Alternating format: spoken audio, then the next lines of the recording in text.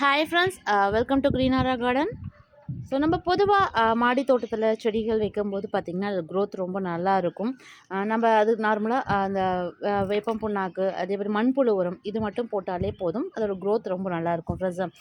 ஆனால் அதுவே நம்ம இன்டோர் பிளான்ட்டாக வைக்கும்போது அதுக்கு வந்து கொடுக்கக்கூடிய ஃபர்டிலைசர் பார்த்திங்கன்னா நம்ம இந்த மாதிரி அந்த மண்புழு உரம் இதெல்லாம் வைக்க முடியாது. அதுக்கு பதிலாக என்ன ஃபர்டிலைசர் யூஸ் பண்ணலாம், இன்றைக்கி நம்ம பார்க்க போகிறது குறிப்பாக மணி பிளான்ட் இருக்கு இல்லைங்களா, அது வந்து நம்ம பாட்டில் வைக்காமல் தண்ணியில் போட்டு வைக்கும்போது அதுக்கான ஃபர்டிலைசர் நம்ம என்ன கொடுக்கலாம் அப்படிங்கிறதுக்கான ஒரு ஐடியா உங்கள் கூட ஷேர் பண்ணிக்கிறேன் ஃப்ரெண்ட்ஸ். ஸோ வாங்க என்ன ஃபர்டிலைசர் பயன்படுத்தினா அது க்ரோத் எப்படி இருக்குது, என்னென்ன டிப்ஸ்லாம் ஃபாலோ பண்ணணும் அப்படிங்கிறதையும் பார்த்து தெரிஞ்சுக்கலாம். ஸோ நம்மள பல பேர் வந்து இண்டோர் பிளான்ட்டாக வளர்த்தணும்னு ஆசைப்பட்டாலே நம்ம அதுக்கு செலக்ட் பண்ணக்கூடிய பிளான்ட்னு பார்த்திங்கன்னா இந்த மணி பிளான்ட் தான் ஃபஸ்ட்டு சாய்ஸாக இருக்கும் ஃப்ரெண்ட்ஸ். ஏன்னா இது வந்து லோ மெயின்டெனன்ஸ், நல்லா ஃபாஸ்ட்டாக வளரும். இது அதுவும் பார்த்திங்கன்னா நம்ம இந்த மாதிரி தண்ணியில் போட்டு வச்சாலுமே நல்லா வளரும், இன்னொன்று சாயிலில் போட்டு வச்சாலுமே இந்த பிளான்ட்டை பொறுத்தவரைக்கும் நல்லா வளரக்கூடியது. ஸோ அதனால தான் நம்ம பெரும்பாலும் இண்டோர் பிளான்ட்டுக்கு வந்து இந்த மணி பிளான்ட்டை வந்து நம்ம செலக்ட் பண்ணுவோம். அதுவும் பார்த்திங்கன்னா இதுக்கு வந்து மெயின்டெனன்ஸ் ரொம்ப கம்மி தான். சாதாரணமாக இந்த மாதிரி ஒரு பாட்டிலில் அதோட கட்டிங்ஸ் எடுத்து போட்டு வச்சாலுமே போதும். இது வந்து பார்த்திங்கன்னா அதோட ரூட்ஸ் வந்து நல்லா வளர்ந்து வந்திருக்கும். ஸோ இப்போ நானே வந்து பார்த்திங்கன்னா ஒரு 3 பாட்டிலில் வந்து போட்டு வச்சுருக்கேன். இது வந்து சாயிலில் போட்டிருக்கேன்.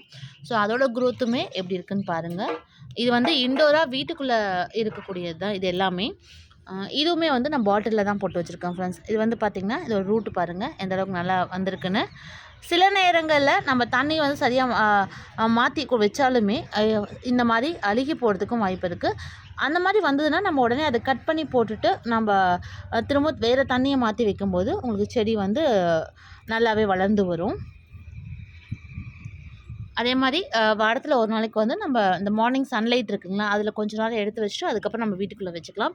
இல்லை வீட்டுக்குள்ளேயே நீங்கள் வச்சுருக்கீங்க அப்படின்னாலும் கொஞ்சம் அந்த சன்லைட்டோட ஷேடு இருக்க இடத்துல வச்சிங்கன்னா இதோட க்ரோத் நல்லாயிருக்கும் ஃப்ரெண்ட்ஸ். இப்போ இது பாருங்கள், நான் வந்து ஃபுல் தண்ணியில் தான் போட்டு வச்சுருக்கேன். அதில் பாருங்கள் புது இலை வந்து நல்லா துளிர்விட்டு வளர்ந்து வந்திருக்கு. இதுவுமே அதே போல் தான் பாருங்கள். ஸோ இந்த மாதிரியான செடிகளுக்கு நம்ம என்ன ஃபர்டிலைசர் கொடுக்கலாம் அப்படின்னு பார்த்தீங்கன்னா எப்சம் சால்ட் தான் ஃப்ரெண்ட்ஸு. ஸோ எப்சம் சால்ட்டுங்கிறது வேறு ஒன்றும் இல்லை, இது போல் தான் இருக்கும். இது எல்லா கடைகள்லையுமே உங்களுக்கு கிடைக்கும் ஃப்ரெண்ட்ஸும்.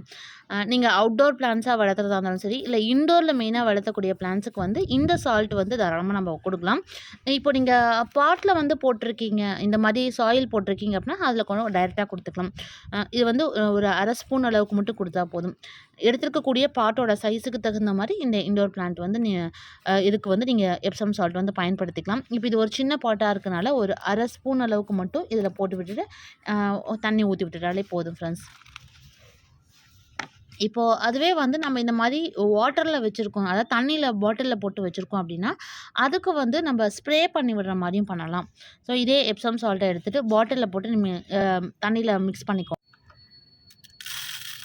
ஸோ செடியோட அளவுக்கு தகுந்த மாதிரி இந்த எப்சம் சால்ட் வந்து எடுத்துக்கோங்க. நான் வந்து ஒரு பெரிய பாட்டிலில் எடுத்திருக்கேன். இந்த சால்ட் நல்லா தண்ணியில் போட்டதுமே உங்களுக்கு வந்து பார்த்திங்கன்னா உடனே கரைஞ்சி போயிடும். உப்பு மாதிரி தான், அதனால் கரைஞ்சதுனால உங்களுக்கு ஸ்ப்ரே பண்ணுறதுக்கு ஈஸியாக இருக்கும் ஃப்ரெண்ட்ஸ்.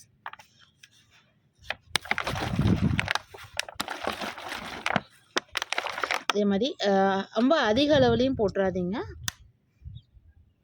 ஸோ நல்லா மிக்ஸ் பண்ணிவிட்டு ஸோ இதை வந்து நம்ம செடிகளுக்கு மேலே ஸ்ப்ரே பண்ணி விடலாம். அந்த இலைகளுக்கு மேலே படுற மாதிரி இது மாதிரி ஸ்ப்ரே பண்ணி விட்டுடலாம்.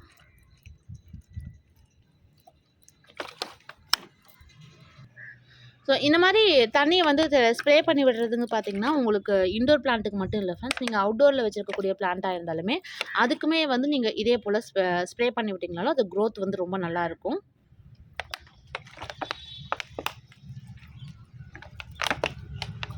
ஸோ நீங்கள் டேரெக்டாக ரூட்டில் இந்த எப்சம் சால்ட்டை போடுறதுனாலும் போட்டுக்கலாம், இல்லை இது போல் செடிகள் மேலே அந்த இலைகளுக்கு மேலே படுற மாதிரியும் நீங்கள் ஸ்ப்ரே பண்ணி விட்டிங்கனாலும் அதோட க்ரோத் வந்து ரொம்ப நல்லாயிருக்கும். ட்ரை பண்ணி பாருங்கள். ஸோ ஃப்ரெண்ட்ஸ், நம்ம வச்சுருக்கக்கூடிய இண்டோர் பிளான்ட்ஸ் வந்து ரொம்ப நல்லா வளரணும், ஹெல்த்தியாக இருக்கணும் அப்படின்னா சாதாரணமாக ஒரு 1/2 ஸ்பூன் அளவுக்கு இந்த எப்சம் சால்ட் பயன்படுத்தினாலே போதுமானதாக இருக்கும். ஸோ நீங்களும் ட்ரை பண்ணி பாருங்கள் ஃப்ரெண்ட்ஸ்.